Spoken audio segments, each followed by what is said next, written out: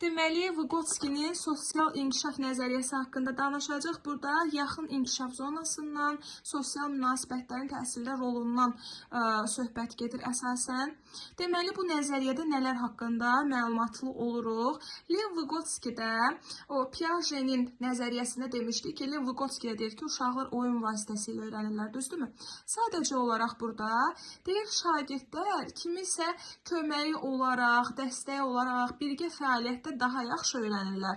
Piaget isə bunun əksinəsinə deyirdi. Deyirdi ki, şagird daha çox tək işləsə yaxşıdır ki, tapşırıqların öhdəsindən də yaxşı gələr və özü sərbəst şəkildə öyrənərək artıq həyata hazır olmuş olar deyə düşünürdü. Fərqi bundan ibarət idi. Burada deməli nələrdən danışırıq? Deyir ki, uşaqların sosial və zehni inkişaf bərabər gedir və bir-birinə əsaslanır. Uşaqların düzgün inkişafı üçün onların bir-biri ilə ünsiyyəti və ətrafdakı sosial mühiti çox böyük rola malikdir. Uşaqların dünyasını onların ailələri, yaşadıkları cəmiyyət, mədəniyyət formalaşdırır. Uşaqların inkişafında dil əsas vasitədir. Öyrənmə inkişafdan əvvəl gəlir deyə Vygotsky söyləyirdi. Baxın, burada elə aralarında olan dediyim cəhətləri qeyd olunub ki, ortaq cəhətlər nədən ibarət idi, fərqli cəhətlər nədən ibarət idi, onu zaten sizə qeyd etdim. Yaxın inkişaf zonası haqqında burada məlumat vermək istəyirəm sizə. Yaxın inkişaf zonasından söhbət gedir bu nəzəriyyənin içərisində. Bu, kiminsə dəstəyi deyil. Bu bir zonadır.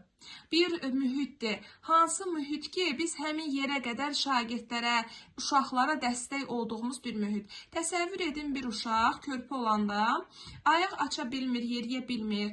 Hələ ilk halda ümumiyyətlə yəni uzanır da, yəni ayağa dura bilmir, heç otura bilmir. Tədricən oturur, əyləşə bilir. Yavaş-yavaş hardansa tutub qalxa bilir.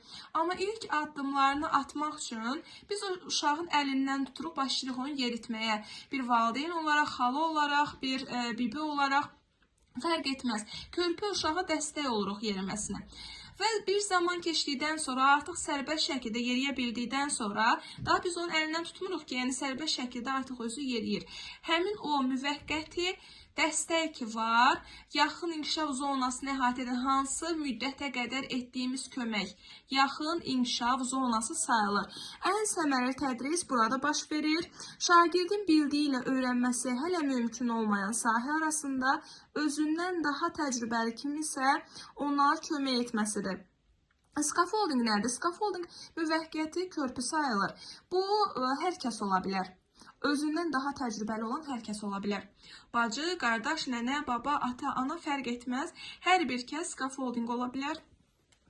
Və öyrəndiyi yerə qədər, bacardığı yerə qədər ona dəstək vermək, kömək etmək. Yəni, şagirdi öyrənmə zamanı edilən kömək müvəqqəti dəstəkdir. Şagirdin öyrənməsi üçün ona yardım etmək gərəkdir deyə Vygotsky söyləyir. Scaffolding strategiyaları nədən ibarətdir? Müəllim təlim məqsədlərini, şagirdlərin riayət etməli olduğu qaydaları və əldə etməli olduğu təlim nailiyyətlərini aydın şəkildə təsəvvür edir. Müəllim şagirdlərə etməli olduqları tapşırığın şərtlərini addım-addım başa salır və ya qiymətləndirmə rubriki verir. Müəllim aydın şəkildə yeni dərsin ondan öncə keçirilən dərsdə qazanılan bilik və bacarıqların üzərində necə qurulduğunu təsvir edir, əlaqələndirir ötən dərslə. Müəllim inteqrasiyanı təmin edir.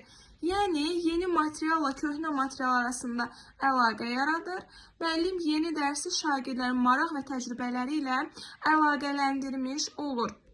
Belə bir şey deyim də sizə, scaffolding hər kəs ola bilər, özündən daha təcrübəli bir şəxs, amma fasilitasiya yalnızca müəllimə aiddir, müəllimə şamil edir ki, müəllim fasilitator olur, müəllim bələdçi olur, sanki bir addım geridə dayanır və şagirdə yön verən, bələdçilik edən, istiqamət verən olur dərslərində tapşırığı zamanı. Və fasilitator müəllim də elə fasilitasiya scaffoldingin içərisində gedir. Scaffolding daha geniş bir məfhumdur, anlayışdır. Fasilitatorsa sanki onun bir qoludur, onun içərisindədir.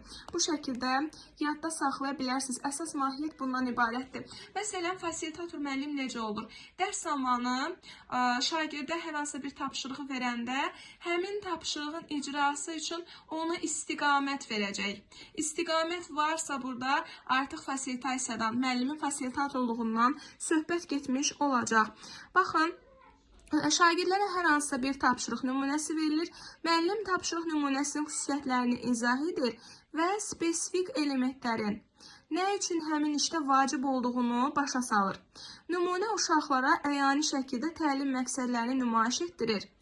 Oxşar şəkildə müəllim hər hansız bir prosesi şagirdlərin müstəqil işindən öncə nümunə kimi göstərə bilər. Şagirdlər də öz yoldaşları üçün prosesi izah edə və ya təsvir edə bilər. Çətin mətni oxumadan öncə şagirdlər yeni sözlərlə tanış edilir. Müəllim öncədən şagirdlər üçün çətin ola biləcək söz və ifadələr təyin edir və müxtəlif strategiyalardan, şəkildən, metaforadan, sinonimlərdən və s. istifadə edərək onların anlaşılmasına kömək edir. Bundan sonra şagirdlər verilən tapşırığı daha asan başa düşürlər. Bu şəkildə olacaq.